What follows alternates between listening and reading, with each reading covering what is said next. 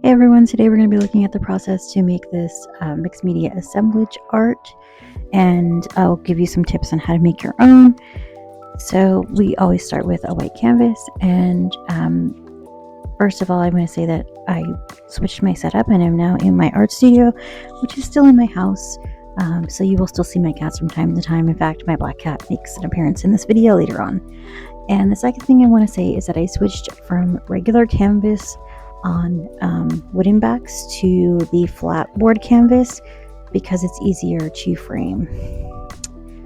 So this is how I add some texture to my canvas. This is a stencil and this is a texture paste that I use, and I use my palette knife to add the texture in the spots that I want it. So the texture paste is really soft, and it kind of feels like really soft putty, and you just kind of want to put it over the stencil wherever you want that texture to appear and smooth it out.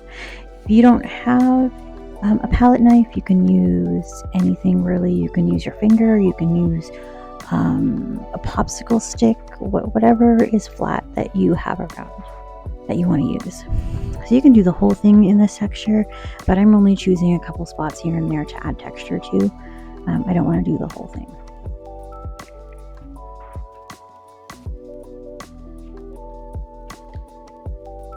My calico cat is very intently watching the video as I do the voiceover. She's adorable. She's just sitting here next to me watching. Oh, now she's gonna walk on the keys. No, honey, don't do that. No, baby. Hi, handsome. Hi, handsome boy. You're so handsome. Look at those pretty eyes. Look at those beautiful peepers. Hi, handsome boy. I know, you're very handsome. Look at you. You're so handsome. You're just so handsome. You're just so handsome, baby boy. Oh. And as promised, there was my cat interrupting me. He wanted to say hi. So this is kind of the supplies that I picked out to make the mixed media. I don't always use all of them, but I'm starting to add some more layers of texture, and puzzle pieces is a good thing that you can add, but I always flip them over and use the unfinished side, because if you try and paint over the finished side, it's much harder to do. So if you have puzzle pieces laying around that kind of you don't know what they go to, or you have puzzles that you don't use anymore, or they're missing pieces, this would be a good project to add to. My cat is meowing at me again. It would be a good project to kind of add and make some art out of it. I sometimes get puzzles at Dollar Tree. Sometimes I'll get them at a Goodwill. Sometimes if I find them in like a charity shop, like the one time I bought some from a charity shop that donated to animals. So all the donations went to go to their animal shelter.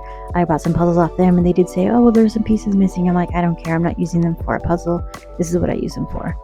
So I'm using my E6000 glue here, and I'm really not even going to put them together in any sort of fashion that makes sense. I'm just kind of layering them. And why you keep seeing the skull go over the screen is because I've sped this up, and I didn't realize it when I was filming that this would be sped up. But I need to make sure that the skull is going to cover the middle part, but still some puzzles pieces sticking out on the ends. So once I paint it black here, you kind of lose all of that pretty layers and dimension. But that will come back into play later on once I add some more color to it, we'll say.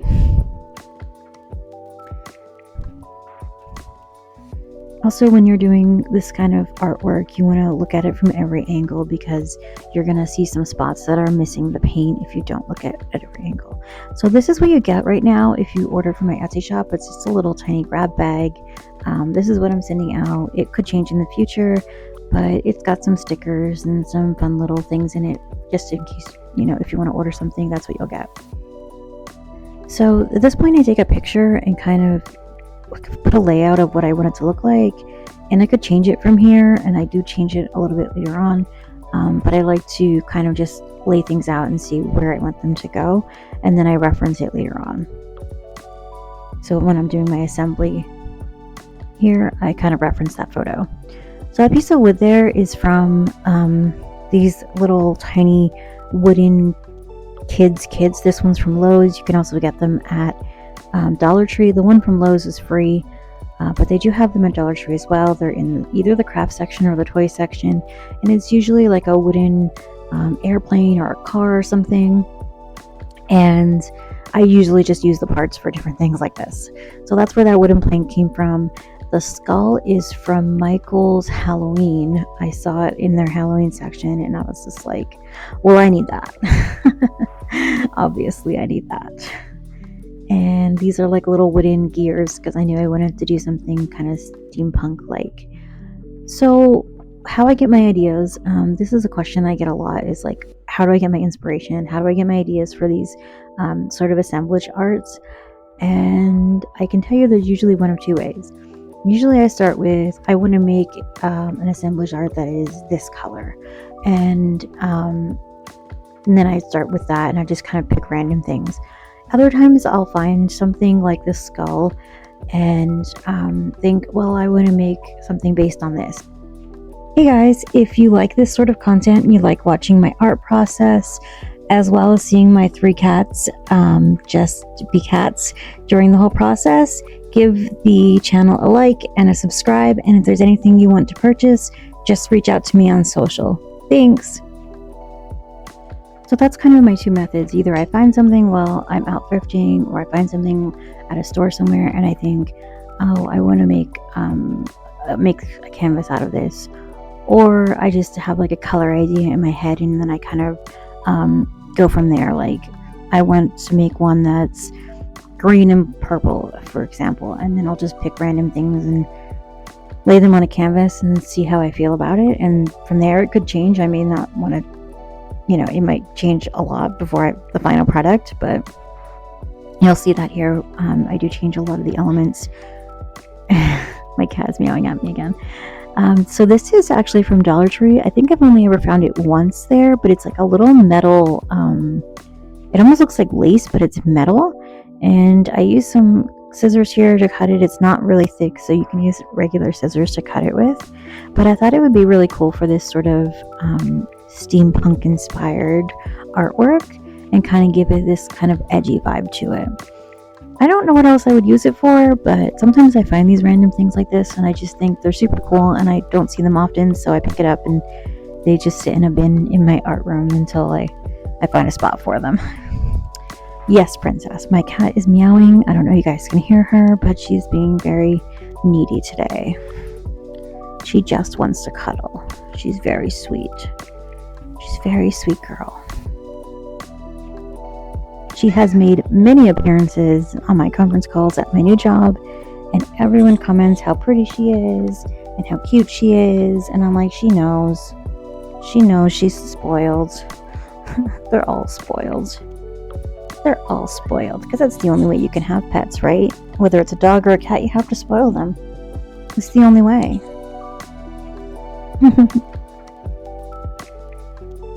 So this, I'm just kind of laying some more things down here. She's now purring. These are broken pieces from a clock, and that's just like a little button. And so I'm just using my E6000 glue here and kind of layering some more things. That's a screw. So I often use like the most random of things that I can find. But it kind of works out in the end because of all the color cohesion. It pulls it all together. This is some like scrapbook paper, and I'm using Mod Podge here. And I think I've said it in previous videos that if you use the E6000 glue on paper, it'll make it really wrinkly and kind of wonky. So I try and only use Mod Podge. And I do make a mistake here, but I'll tell you in a minute. So I didn't want to get my hands all full of glue, so I just rubbed the pieces of paper together and like smeared the glue on that way.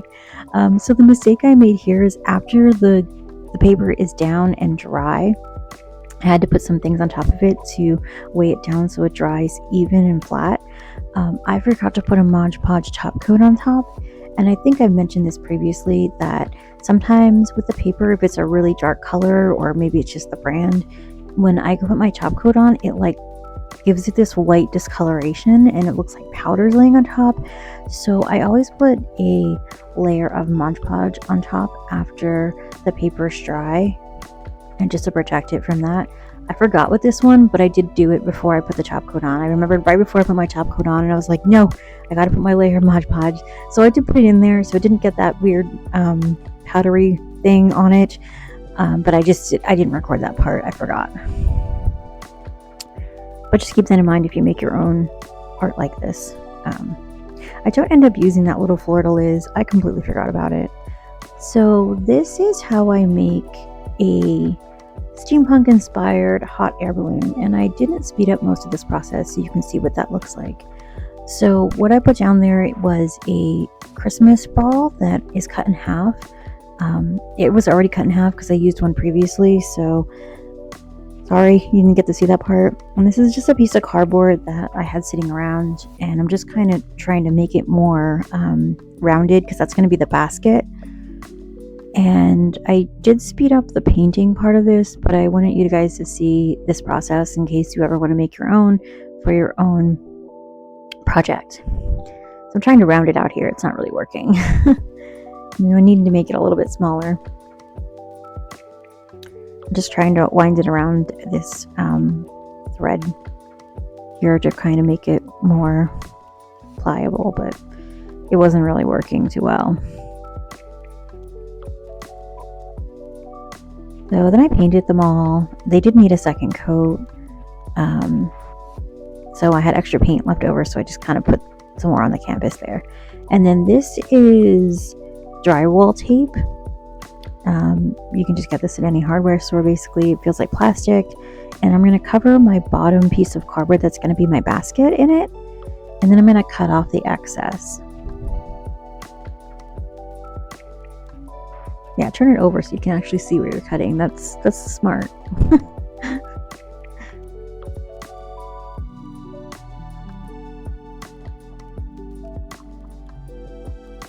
I didn't have to buy this, by the way. I already had some sitting around, so you don't have to do this part, but I think it just has a nice little element to it. I like using things that I already have. So more painting, just need another coat. And then I got my handy acrylic paint markers. If you see my other videos, these come into play a lot. And I just kind of traced the lines that were already in my plastic Christmas ornament here. This is optional, you don't really have to do this, but mine already had lines and little grooves in it, so it just kind of made it easier for me to go back over with the acrylic paint marker.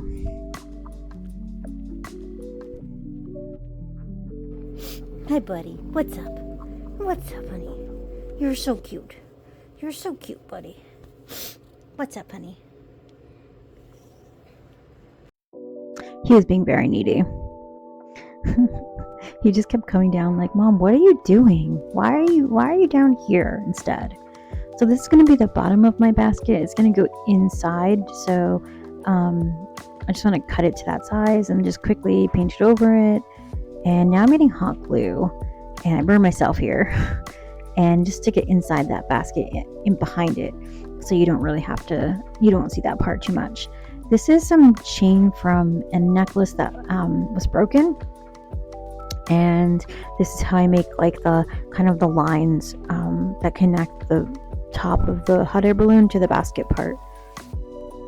So you want to make sure that you're measuring the length that you want. And if you make it a little bit longer, that's fine. You can hide it underneath the balloon part. If you make it a little bit shorter, then you can always move your balloon down a little bit more. So I'm gluing this in onto the basket back, and I'm using my E6000 glue here. You can use hot glue, but I wanted to use E6000 glue. Just a little bit better adhesion with metals. Sometimes the hot glue doesn't really stick well to metal. Remember how I said you'd be able to see everything I do? Yeah, I lied. I'm sorry. You can't see this part. So I'm going to just set that down here to kind of dry before I attach it to the canvas. So now it's dry. We're going to move it back to our canvas here. I will say the E6000 glue is a very potent smell, so make sure if you do use that, you're in a very open, airy area, because you'll get a headache. And it is an epoxy glue, so you just want to keep that in mind, especially if you have any kind of allergic reactions to epoxy. So keep that in mind while thinking about what glue you want to use for these types of projects. So right here I'm just gluing down the chains and waiting for that to dry, and then I'm going to attach the balloon top, which is the Christmas ball.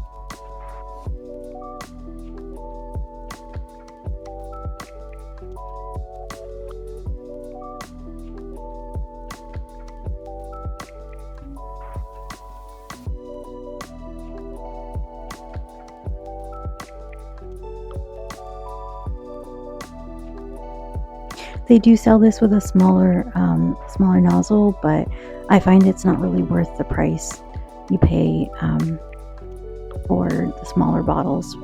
They smell it with a nozzle for beads, but it only works on certain size epoxy glues, and it's just not worth it in my opinion.